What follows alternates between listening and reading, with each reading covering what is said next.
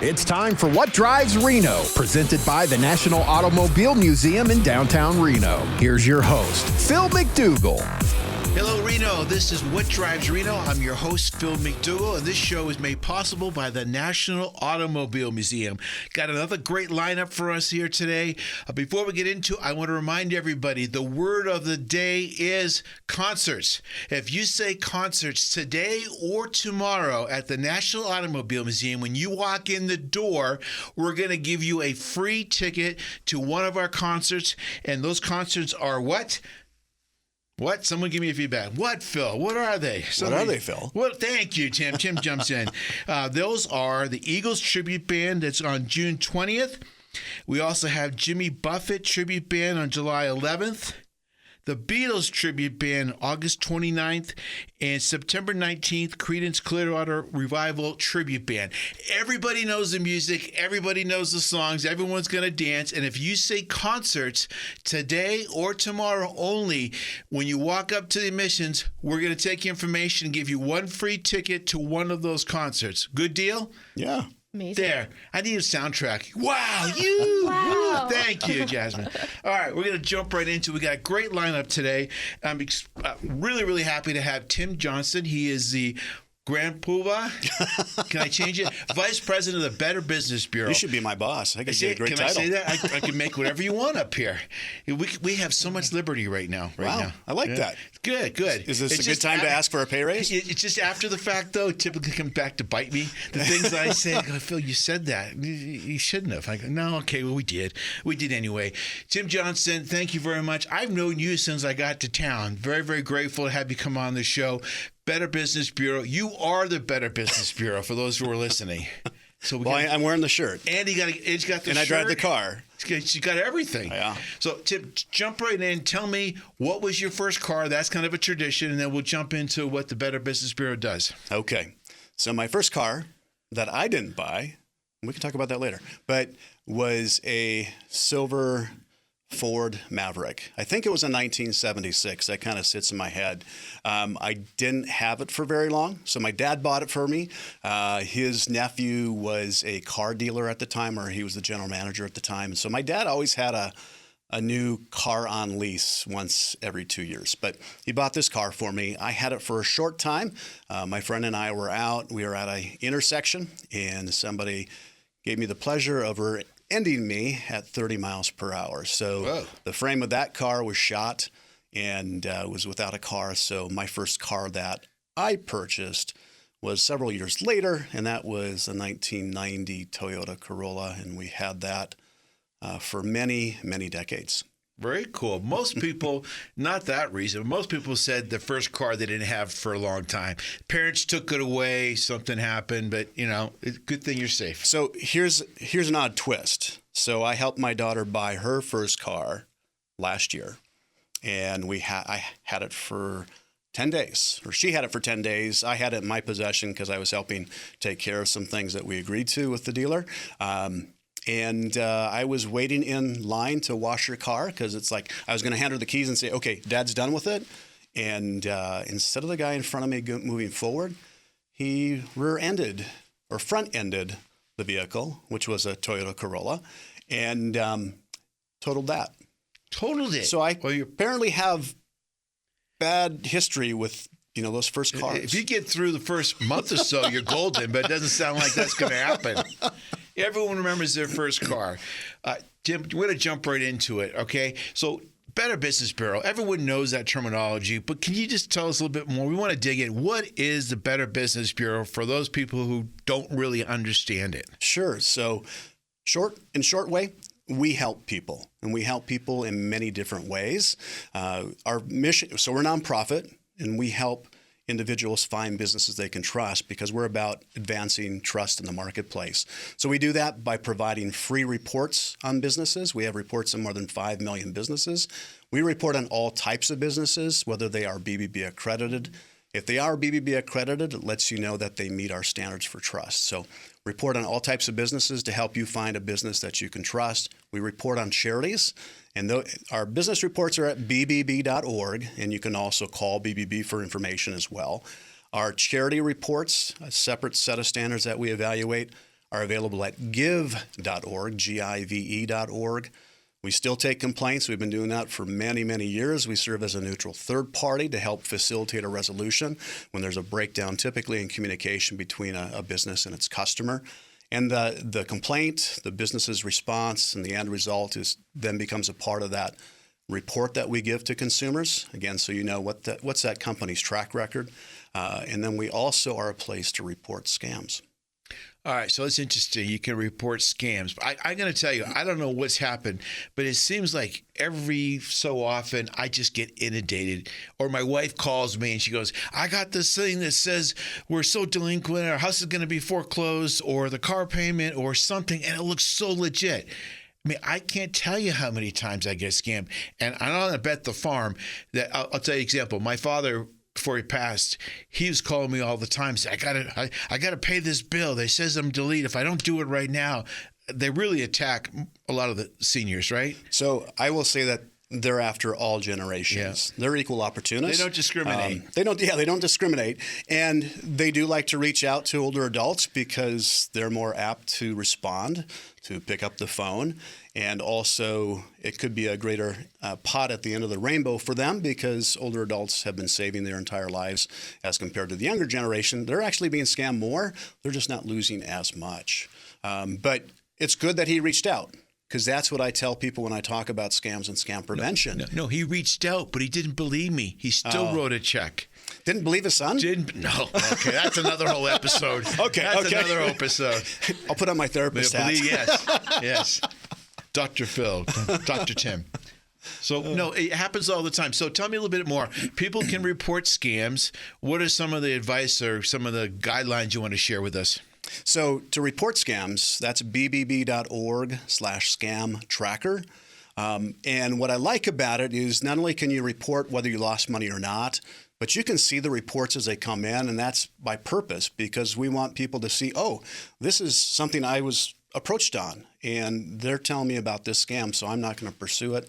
And we share the information with our fraud-fighting partners, which includes the FTC. But really what I tell people is don't answer calls that you don't recognize the number. Don't give a scammer an opportunity to connect with you.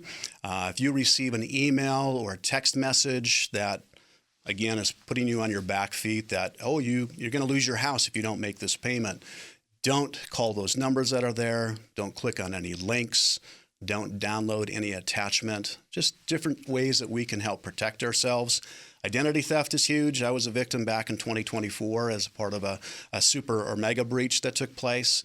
Within 90 days, I had 6 attempts to open accounts in my name. And so really, when I talk about scams and scam prevention, I let people know there are ways that we can protect ourselves. And really, we need to do that because no one else will. Mm-hmm. And so when you do that, is it going to stop everything? Hopefully. But you're going to stop a lot of things that somebody else, as I tell people, if it's difficult for me, it's going to be even more difficult for the scammers. So I'm going to at least attempt to do that and play good defense. Well, just a couple of quick things. When I get some things, I now look because normally I have clicked and I've been in a rush and I click on something and I go, oh my God, I just got a virus at work or whatever it might be. Or now you're one of those employees. Everyone that knows me is saying, hey, this is from Phil MacDougall. I'm in a bit of a bind right now. Can you please send me $25? And I'll go, well, Phil, okay. No, that's not me. Send me the money, but it's okay. It's not me. But I always go up and I tell my wife and my family this. They're all smarter than me. But I go, look at it. If it says you owe money from the DMV and it comes back and it goes, blah, blah, blah, Malaysia dot, something, it's a good chance it's not coming from the DMV. That's not always a good indicator, but and sometimes it's not that apparent. Right. I received one not too long, actually earlier previous month, but it was from Nevada DMV. What I was surprised is it no longer had any reference to a toll booth or paying a fine because of that. We get them all the time at the museum that we went through a toll booth in California or something, and if you don't do that, so that's a big one. So on this one, no reference to toll booths, which I thought was smart, and it's probably AI helping with, putting that together. But the number was really odd. It had the 3 digits, and then it had 9 digits. And the 9 digits were broken up into 4 sets of 2 and then a single one. It's like, that is really strange. Did a Google search for plus 2 212, which was the area code. It's actually the country code for Malaysia. Or no, excuse me, not Malaysia, Morocco. And so I'm thinking if Morocco is if DMV is using Morocco to, farm out their contacts, then something's really wrong. But if you receive something like that, look for things if you're into that. But if you're concerned, why reach out directly to DMV to find out, is this real? I just got one the other day that it kept saying, verify your password, verify your password, verify your password, or whatever the LinkedIn thing. I'm going, I don't remember doing that. I call my family, are you trying to get into my LinkedIn account or something? No. And I realized this is someone that got into my account somehow, and I was getting this message to verify the password or recite it. So it's scary. Tell me what are the most common ones, especially if they're related to this area, but don't have to be. Just the big ones. Just the big ones. Just the big ones. Well, this one, most of the online shopping scams, which was the fourth riskiest in 2024 based on our risk report. But online shopping scams really impacts us all because we're all online and we're shopping. And especially when people are shopping online and the next thing you know, they're on social media, they start seeing ads for things that they were shopping for earlier. We find when people shop on social media off those ads, they oftentimes find themselves a victim of a scam. So here's a person here in Northern Nevada, online shopping scam, lost $764.88. Usually it's under $100, but ordered a product off of Instagram. After months of waiting, I did not receive my order. Sent a direct message to the account. Was helped by a person on the other end who had claimed my order had been shipped, which was not true because I never received my order. They kept changing the ETA, and my order did not come. And to this point, she did some direct messaging with the owner, still have not received the order. So again, using social media to get somebody to buy some product, and I mean, $764, that's a lot of change, you know? Is that not from me? I think that could have been me. It sounds, I made that mistake. So what I'm reading to you is the actual report to BBB Scam Tracker. So I don't know who the person's name is because we want to protect that person. But we do know the area or zip code where she lives, and I know it's a she because I was actually able to see that information.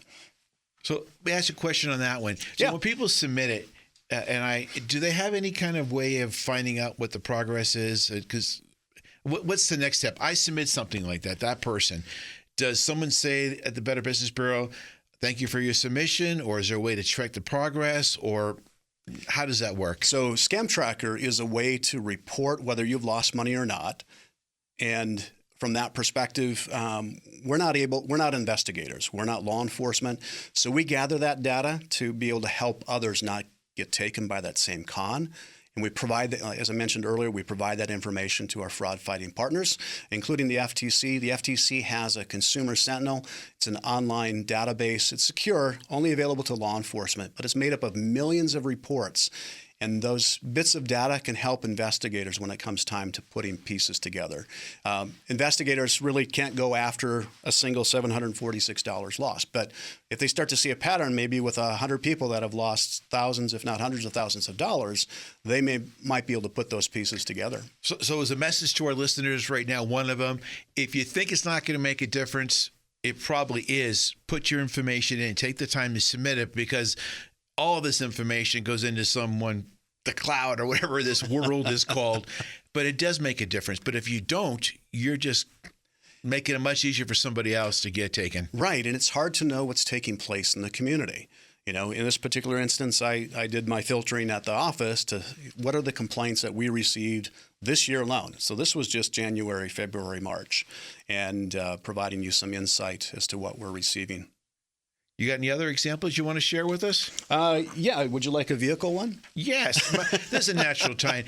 And with that intro, we want to remind everybody this show is made possible by the National Automobile Museum. I keep forgetting to say that. Oh. But thank you for that reminder. I knew that. Thank you. So this is a vehicle-related scam. It was done online. So the person writes, my fiance found a Toyota Tacoma truck online and called a particular sales lot where he found the truck initially. He received the VIN, the vehicle identification number, and paid to have a Carfax run a report. Everything seemed to check out, so he then went to his loan company and completed a wire transfer as requested by the seller. So this is key. The seller is telling you how to make that particular payment. The wire transfer went through, and after a few days, we saw that the listing was not taken off the web page. They called the sales lot after seeing online reviews that it was a scam, and they were prepared to sell me the same truck that my fiance had purchased. They blocked our phone, refused our calls, and when we confronted them, they didn't respond. And this person lost $14,300. Purchasing vehicles online is not a thing that doesn't happen. I mean, it's where things are going, but there's ways that you can do it safely and not lose money. You know what always gets me, Tim, is that I see some of these scams. In this, when they're robbing banks, they're doing all that. These people are brilliant. Can you imagine what they could do with their time if they just put it towards good? I mean, some of the time they're doing with all these little back end and these processes they're setting up to make it legitimate, just to get to that next step. Once you transfer your money in, boy, it's gone. We had someone take our credit card once, and it was maybe a mile from Costco. They got it out of our car. They broke into it. Oh. I went down to Costco, and they had already bought a television. Oh, wow. And I forget how we got it, but they got nervous because we had reported at the exact same time.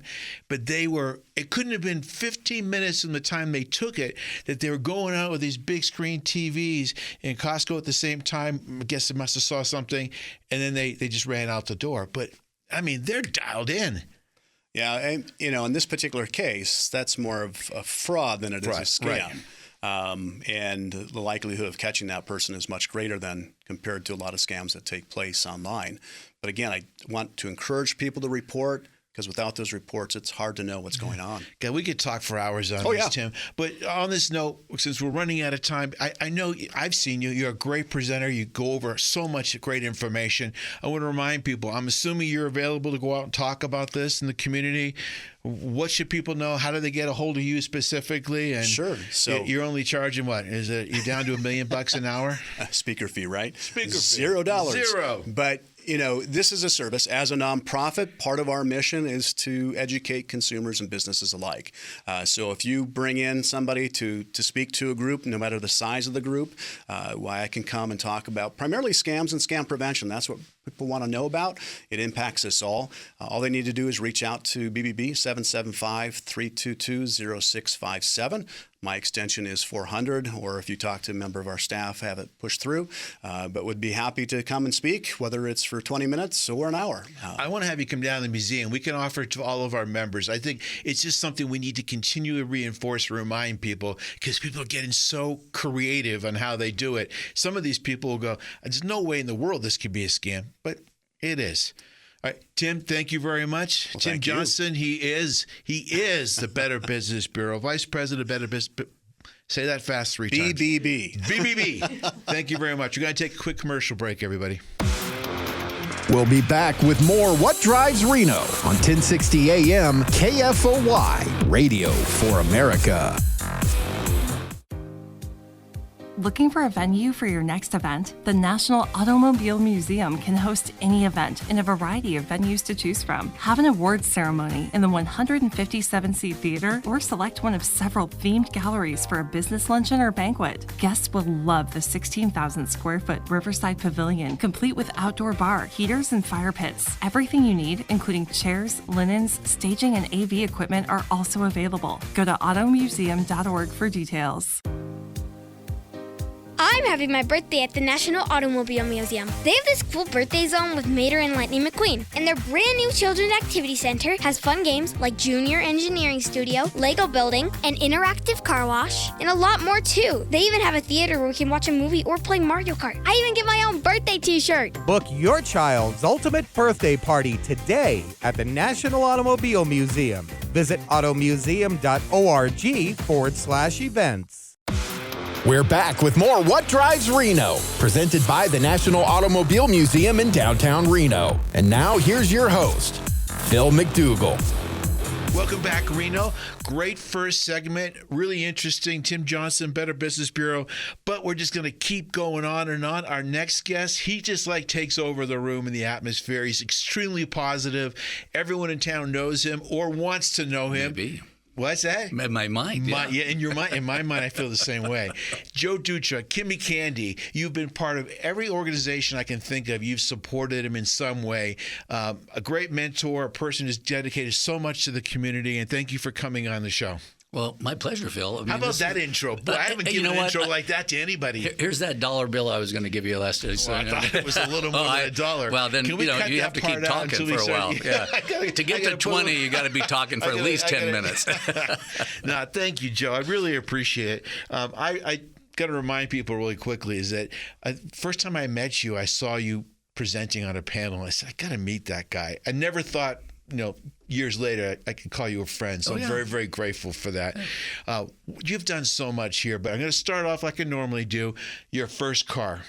Well, the first one that I remember driving, so, it was a 1950 green pickup. It was a Chevy 310, classic, with the windows in the back. Of course, in those days, I was taking it from one of our workers on our ranch, and they had been spitting a little cigar juice on the door, which was completely rusted through, but it was the best car I ever learned to drive in. They've been spitting for a while. They've been spitting for a while. But anyway, and then of course the first car I ever got that I was actually owned that my parents bought me was a 1970 Oldsmobile Cutlass Supreme, and it was beautiful. I thought that was the best looking car, silver with black interior, and I thought it was in heaven then. Can you just picture him? I guarantee, what a stud. He's driving around in that car with the hair and got the whole look. Please don't know him. He's like Mr. GQ over here, always really, really dressed well. And when you're in the Willy Wonka outfit, you can't miss. That's perfect. No, and I've been actually going around the auto museum on that. It's really nice. People come up to you and they want some candy. So I think that's even perfect. Wow, it's nice. It's great. We love having you there. Joe, I don't even know where to begin because when you've been on the show in the past, you said a couple of things. Each one of them, as far as your history and what you've done and accomplished, each one of those is an hour's show. But I'm going to literally say what I've never said before. Joe, just talk. Oh my God! Tell me what comes to your mind. This is Dr. Phil's episode here. So, Joe, where did it all begin? Well, share with us. It all began on a ranch in Sacramento, California.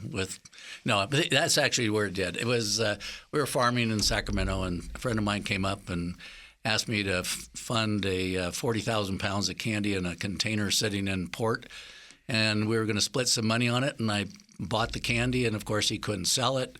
And then after a bunch of martinis and a couple of scotches, I decided to start a candy manufacturer. That always it does. Helps. It gives you that.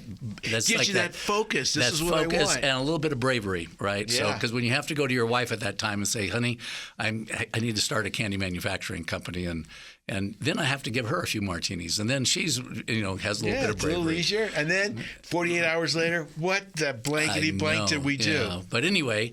At that time in 2000, we decided to start a candy manufacturing company. And originally the factory was in Busan, Korea, and then decided that, where we started getting some in Rayleigh's and some other retailers.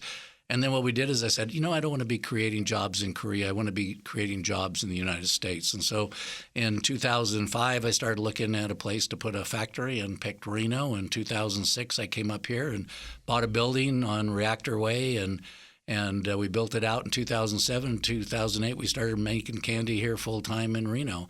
And since then, we outgrew the little 15,000 square, and we bought another one that was 47,000 square feet, and we're filling that up quickly. And so it's great. Life's been good. Nevada's a great place to do business. Reno's got a great culture and a lot of great people in it like you.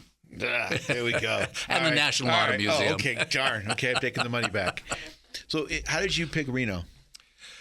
I had looked at several locations, one in Utah, one in Texas. And the reason I picked Reno, first, it was close enough to Sacramento so I could still have family members be able to get up here easily. And at that time, I was still kind of taking care of my parents. I was their executor and watched over them a little bit. And so it was only a 2-hour trip to get back if there was anything I needed to take care of. But also, no income tax, no Yeah, a corporate lot of tax. There was a lot benefits. of, workman's comp was less. At that time, Arnold Schwarzenegger was the governor of president. Oh, was he the was governor. going for that. He was He would going have for been. it. He was the He governor tried. of California, and he actually called me up and said, "Hey, why are you leaving?" And I said, "Well, because your workman's comp's so high." And he goes, "Well, it's going down by 20%." And I said, "It's still 30% too high." and that was the last conversation we had, And so anyway, Well, that's pretty cool. How many people would say that, governor? So anyway, now me. we're up here, and we've been fortunate, to be involved with the community, involved with the auto museum, and we try to be as philanthropic as we can as a little company because we're not that big, but we meet lots of amazing people here in Reno, and Reno's just a great place to live because once you're connected well enough and you know enough people, you can't go anywhere without saying hi to some of your friends and associates and family. It's easy. It really is a small town. People told me that when I got here. I'm from back east originally, and I grew up in a real small town. Everybody knew each other, and I really wanted that again. I had no idea that Reno offered that till I got here. I wish I got here 30 years ago. That whole thing, it's a real thing. It's hard to explain, but it's just a real thing. It's so important. But I just go back to the beginning of your story.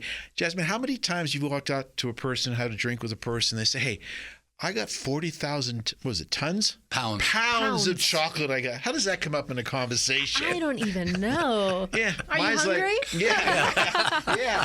No, but that's great. Now, you just took whatever number of years, and you consolidated into a few minutes for us. But every one of those little phases of your life is a whole story itself. What are some of the things that you, for your growth, or people who are considering getting into business, what are some of the tidbits you'd like to share with them? Things you learned, things you just say, please don't do this? Is there one particular make your millions mantra? of dollars before, so when you start a new business like this from scratch and you have no background in it, so you have something to fall back on. That's right, yeah. It's for me, because I was a farmer, I think the difference was I wanted to prove that you could do anything in the United States. If you have a dream and you have enough grit and staying power, it's easy to do that. And so I have an international ag business that I sell seed into the Middle East and Northern Africa, and that's kind of what subsidized another whole show right on that. Subsidized the candy company at the beginning, because at the beginning you need to be in stores, you need to get some traction, and it's not easy to get started in a food manufacturer unless you're manufacturing for a big company, which we weren't. We were trying to develop our own brands. Presently, we're starting to do contract manufacturing for different companies so that we can keep the factory running and keep our employees. And I think it's amazing because the candy business is such a sweet business, as we always say. Yeah, and so and so it's always a treat. And so we if you go to anybody and say I'm in the seed business and I hand somebody a bunch of seed, they look at it and they think they got to work at it, they got to plant it, even though it could be worth $100 of some hybrid tomatoes. Mm-hmm. You hand somebody 10 grams of candy, chocolate rocks or Sunburst, and they light up, they smile, they eat it. It's perfect. So, the way you can go through life is the only craving you're born with, of course, is a craving for sweets. And that fuels your brain. And so I think when kids are small, every child wants something sweet drinks or sweet candy or cookies or cereal or whatever. And then once they get hooked by the time they're about 10 or 11, then they don't need that fueling their brain so much. And then by that time, they've already developed habits that allow them to keep eating some of our products and stuff. So, yeah, and now we're switching. We're becoming healthier for you, better for you. So we're working on, candy with protein. We're working on just buying Good Day chocolate and now fully be a part of Kimmie. And that's, chocolate with benefits. So it's sleep and calm and energy, and it's in all the Whole Foods and Isn't Sprouts. there a movie about that? Yeah. Friends with Benefits. You got Friends with Benefits. Got chocolate with benefits Yeah. with picture of Joe up there. And there's energy, and that that's Energy what with you benefits, need. yeah. Eat some chocolate before you go to sleep or into bed. That's a whole after 11 o'clock at night commercial. That's right. Yeah. So tell us what would be what's coming out. What's some of the exciting things? You just mentioned a little bit as far as the health industry and going healthier or protein. Anything exciting you want to share with us? Breaking news here today? No, we're starting a whole new line on the Good Day chocolate, which is the chocolate with benefits. So we have like energy and sleep and calm and probiotics and children's vitamins. And we're developing a whole new line for menopause for women. And so that's coming out probably at the end of 2026 through Whole Foods. It's something that they think is good. We're doing focus right now and immunity. So we're doing things with mushrooms, chaga, lion's mane mushroom. God, you've really branched out. I mean, that's big. Yep. Did you ever think when you were starting off that you'd be having this kind of potential growth? I mean, did you envision it? No, I didn't. I just wanted to prove to people. I wanted to prove to my family and friends, only those people, that I could do this. Because you know how you're braggadocious when you say, hey, I've got a candy company. And they go, well, how many stores are you in? And I said, 3. And then and then all of a sudden I can say 30,000. So the difference is your friends and family always, they're your biggest, supporters. And so I just think as you can do things and become more supportive and be good for the community you're in, it's just an amazing business. What would you tell a younger you just getting into this? Marry rich. I don't know. I don't know what I would do. I think everybody's life starts out and is just different. There's always something new. There's always a new adventure. There's another phase. You don't know where life's going to take you. And so I think what you got to do is you got to be the best person you can be and feel that every night when you go to bed, you feel comfortable that you haven't screwed anybody, you haven't done something bad for the community, and your life will always kind of balance at some time. And I think I'm in perfect balance because I've got, a lot of things going on. My children have come back. My son's back. John's back working for me as a COO. Oh, that's great. It's nice to have Kimmie. family. So my daughter's working. And so that's really the reason I started the candy company, because my ag business is internationally in the Middle East. And I thought, they needed something to do. And so originally those kids were packing candy in a 20-foot trailer house in the back of the the farm. So it's gone from that 20-foot trailer house to 47,000 square foot, and we're distributing all across the United States, Mexico, and Canada. So it's great. I love it. Life's good. I love it. I love that. If you didn't do this, I know your background was farmer, right? Was there another career, if this didn't come, that you were going to go this way? If you didn't meet that guy at the bar and buy 40,000 pounds of chocolate or seeds? I would have probably gone from farming into the seed business, and then where I would have started doing something in South America. I had offices down in Sao Paulo, and I got into the seed business at the same time. So I was selling tomato seed and equipment in Brazil, and then I got doing it in Russia. I used to have an office in Red Square. We were growing now you tomatoes. Sounded more like a CIA operative. We were growing tomatoes in Moldova and the Ukraine and shipping the seeds. Does it not sound like it? Is this the premise? Is this a screenplay for what's that movie, the Bourne Identity or something like that? Well, sometimes I always felt like that when I started telling the stories. And I don't like to tell them all the time. Well, maybe most of the time. All of a sudden, people go, "You did what?" And I said, "Oh yeah, I had an Israeli girlfriend, and I traveled from Europe. I studied geophysics in Sweden, and for a year, and I traveled. My parents found me in Madrid, and then I was just telling all these stories, and I think I'm like a gypsy vagabond type of a life, right? It's just I never made a tremendous amount of money, but I have more stories to tell about travel and things to do. And, amazing. And I think at the end of your days, somebody can always say how many zeros they have, but for me, it's how many stories I have. I love it. Joe, thank you very much for coming on this show. For people who are interested in learning more about your business, where should they go? Well, they can come to the factory at 405 Edison Way in Reno, or they can go to www.kimmiecandy.com and you come visit, and you haven't been there for a while. I haven't been there for a while. Well, I've got to get my waistline down because it seems to go up when I get there. It just has to do about how much you eat, not what you eat. They keep telling me that. All right. Joe, thank you very much. Very welcome, You're the real deal, everybody. We'll be right back after this break. We'll be back with more What Drives Reno on 1060 AM KFOY, Radio for America. I'm having my birthday at the National Automobile Museum. They have this cool birthday zone with Mater and Lightning McQueen. And their brand new Children's Activity Center has fun games like Junior Engineering Studio, Lego Building, an interactive car wash, and a lot more too. They even have a theater where we can watch a movie or play Mario Kart. I even get my own birthday t-shirt. Book your child's ultimate birthday party today at the National Automobile Museum. Visit automuseum.org/events. Looking for a venue for your next event? The National Automobile Museum can host any event in a variety of venues to choose from. Have an awards ceremony in the 157-seat theater or select one of several themed galleries for a business luncheon or banquet. Guests will love the 16,000 square foot Riverside Pavilion, complete with outdoor bar, heaters, and fire pits. Everything you need, including chairs, linens, staging, and AV equipment, are also available. Go to automuseum.org for details. We're back with more What Drives Reno, presented by the National Automobile Museum in downtown Reno. And now here's your host, Phil MacDougall. Welcome back, Reno. You are on What Drives Reno, and it's presented by the National Automobile Museum. I can't wait to get in this next conversation. Our next guest is Kurt Mische, and he is the president and CEO of PBS Reno. Did I say that correctly? You said it correctly. Good. You've been practicing, Phil. Just do it I love 50 times. All right. So, Kurt, thank you very much for coming on the show. We Thanks always for start having off with, what was your first car? That's our icebreaker. I don't think we really need one with you because you're the real deal.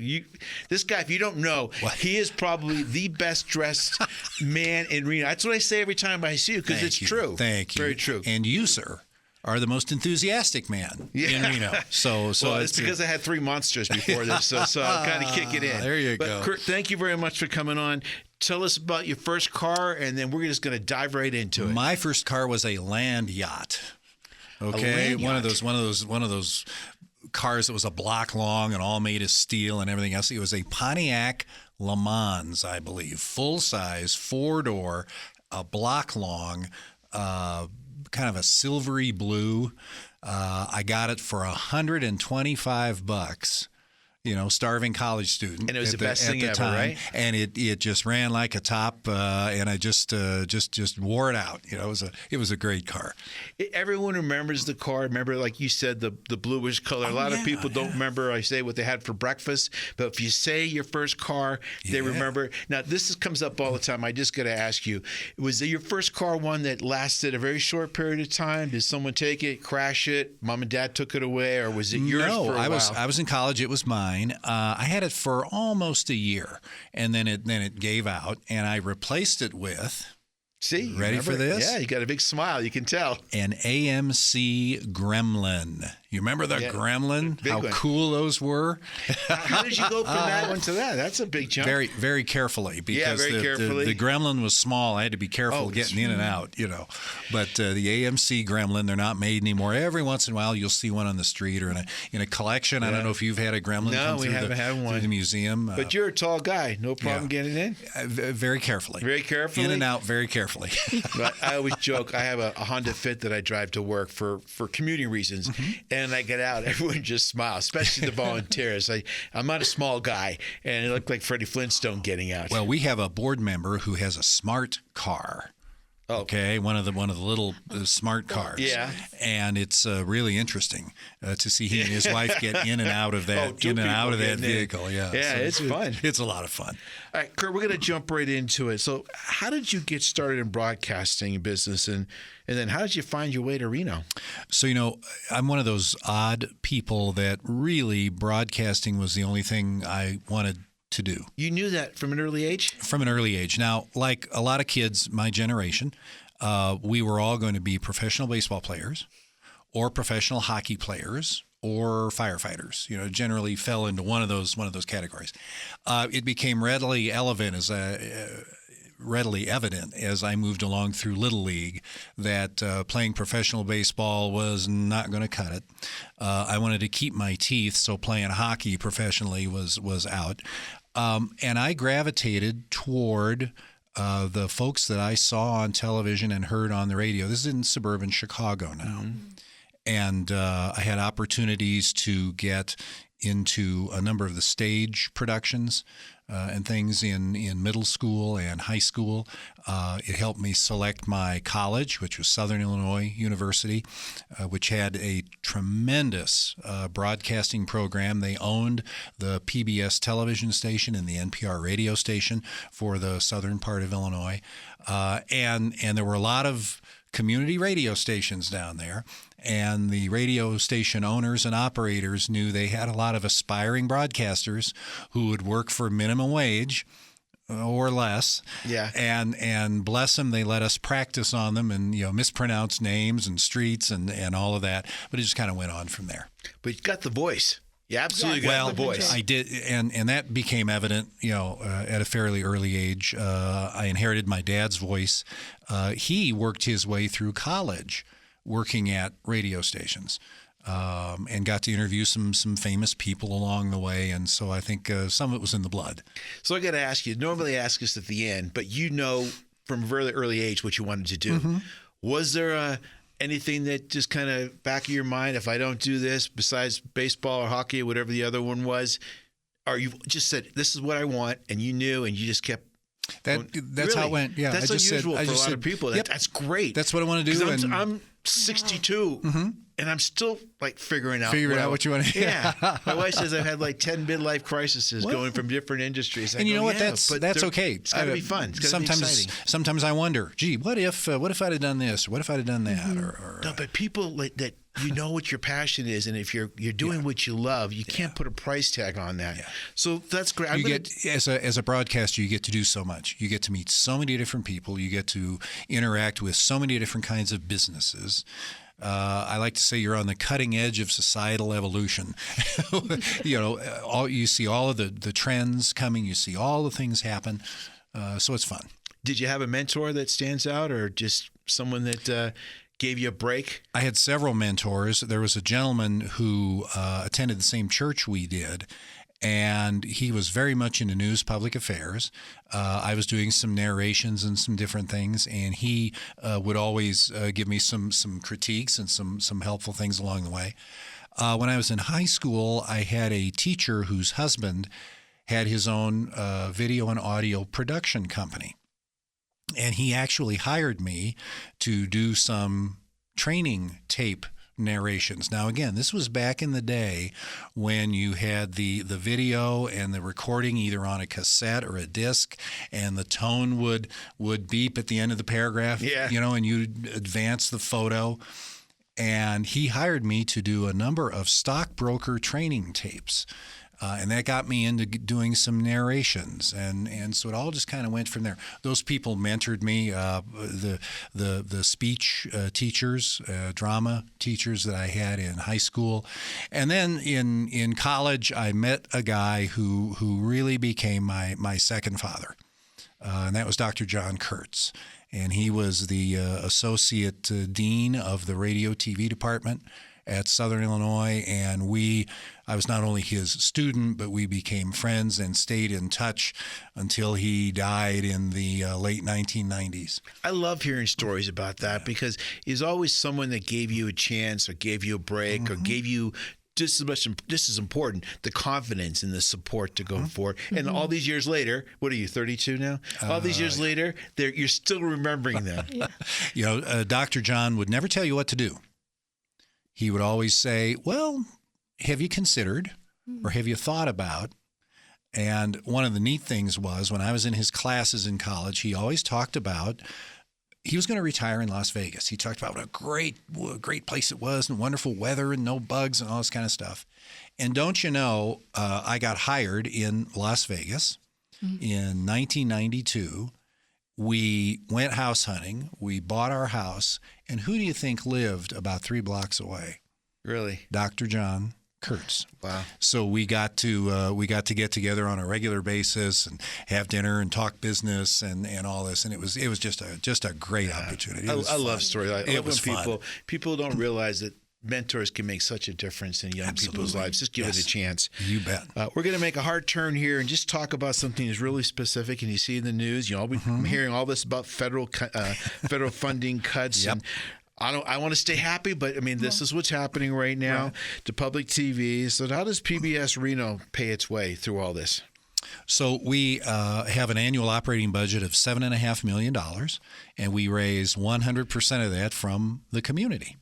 And that comes from a combination of individual donors, who give on a regular basis or monthly basis, maybe people who call in on our famous PBS pledge drives, and contribute.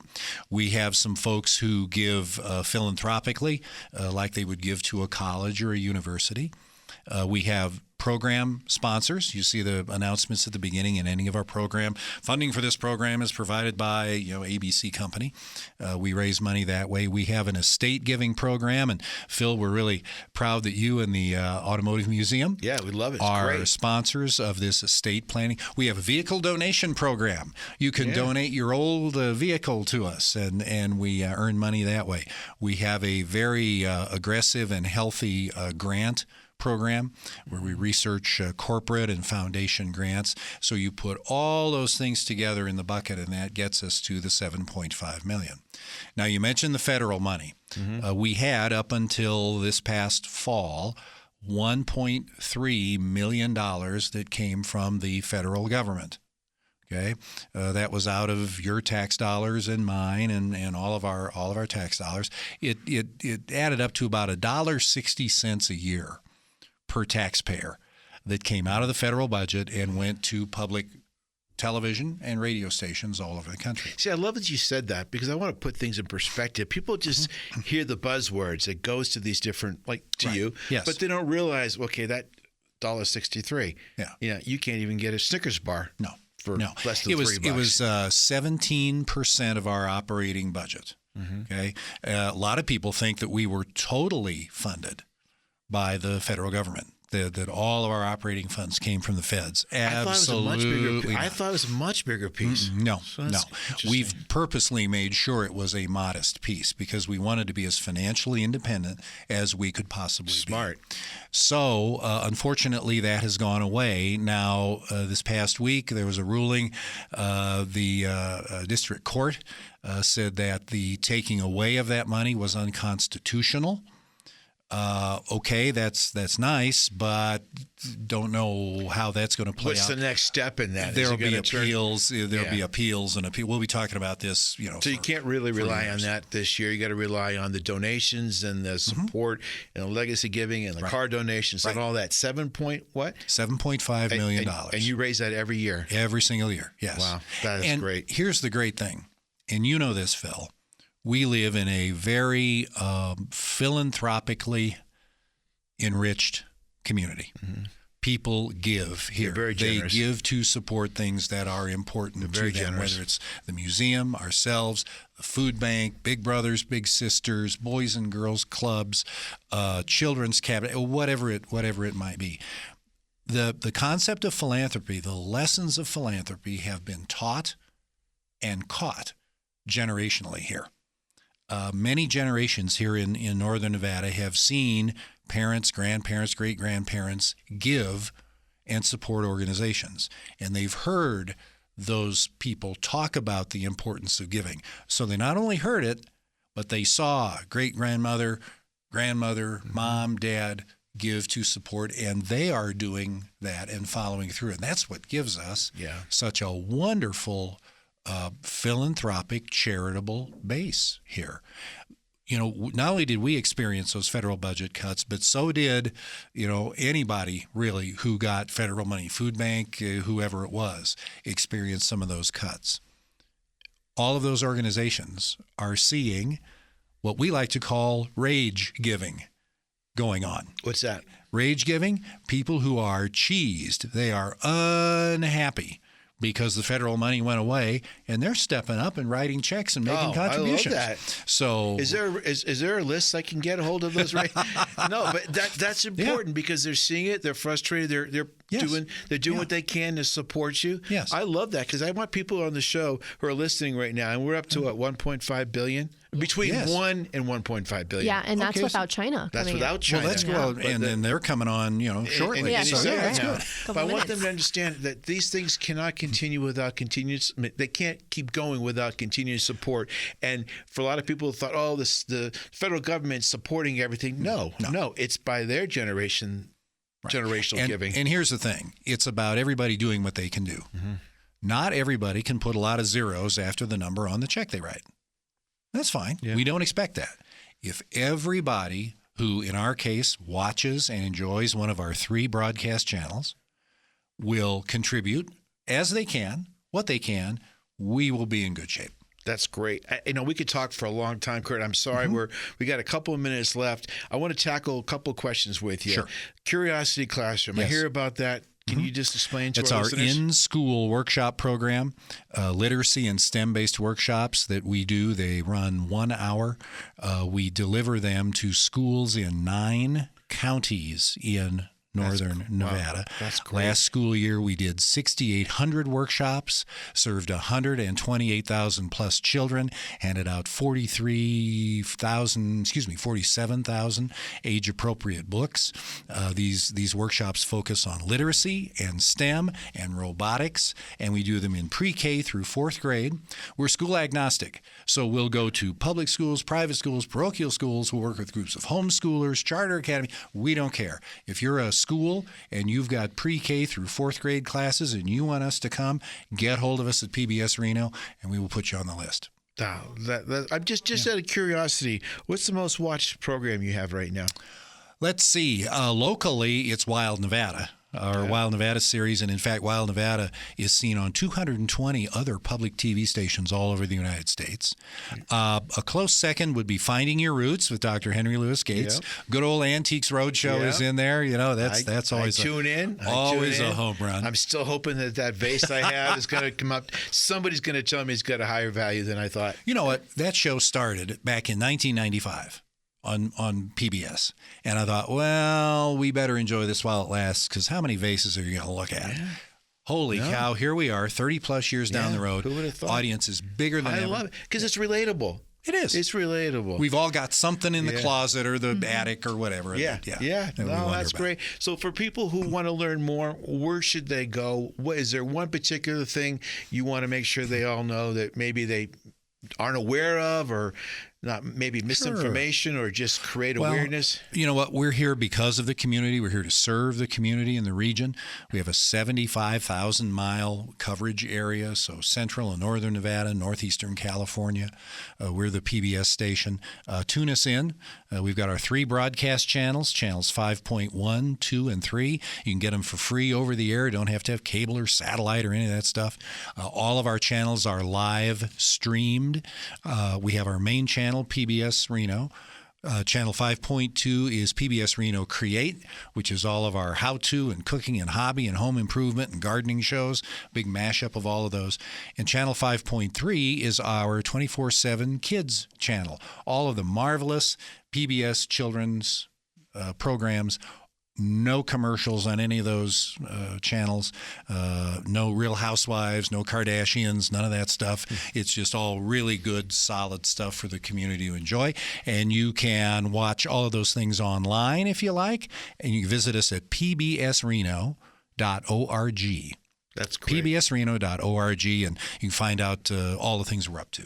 Thank you, Kurt. That's Kurt Mische, President and CEO of PBS Reno. Thank you very much for taking the time. I can't thank you enough. This is really appreciate it. It's fun. It's fun to have you. People learn something every single time they're on the show. Yes, 100%. Good. Thank you. Yeah. Thank you both. I appreciate it. We're going to have you back. Actually, I probably just want to wrap up real quick before we take a commercial break. I just want to remind everybody this is made possible by the National Automobile Museum. And if you haven't been to the museum, it changes every 60 days. We have the Grease Lightning car that's there, Mystic, Shaggy's car, Mystery Machine. Mystery Machine. I said we're going to get some Cars characters right from down south pretty soon. That's new. It's going to be great. We have the summer concert series I talked about. And don't forget, the word of the day is concerts. And I can't forget to tell my team, because I forgot to tell them. And they go, Phil's saying word of the day. What does that mean? Concerts means you get a free ticket if you say that before your ticket to one of our concerts.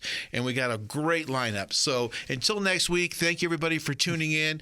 And I'll see you at the National Automobile Museum. You've been listening to What Drives Reno, presented by the National Automobile Museum in downtown Reno. For more information about the museum, head on over to our website, automuseum.org. We'll be back next Saturday at 11 a.m. with What Drives Reno on 1060 a.m. KFOY, Radio for America.